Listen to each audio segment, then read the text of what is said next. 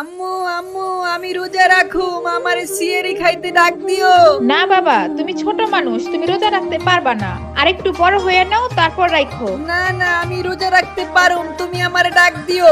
যদি আমার ডাক না দাও তাইলে কিন্তু আমি না খায় রোজা রাখুম। আচ্ছা ঠিক আছে, তুমি এখন ঘুমায়া যাও, আমি তোমারে সেহরি খাইতে ডাক দিমুনি। সম্মানিত এলাকাবাসী, সিহারি খাওয়ার সময় হয়েছে, উঠুন। এই দিবস, ঘুম থেকে ওঠো, সিহরি খাওয়ার সময় হয়ে গেছে। আম্মু আমি উঠা গেছি, আমার সিয়েরি খাইতে দাও। 6 hours later. আম্মু আম্মু আমার না খিদা লাগতাছে, খিদায় পেটটা মুচড়াইতাছে। আচ্ছা বাবা, তুমি রোজা ভাঙা ফালাও, তুমি ছোট মানুষ, 12টা বাজে খাইলেই তোমার একটা রোজা হয়ে যাইবো, আর সন্ধ্যাবেলা ইফতার করলে আর একটা রোজা হইব। আয় হায়, তাই নাকি? তাইলে তো আমি এবার 60টা রোজা রাখুম।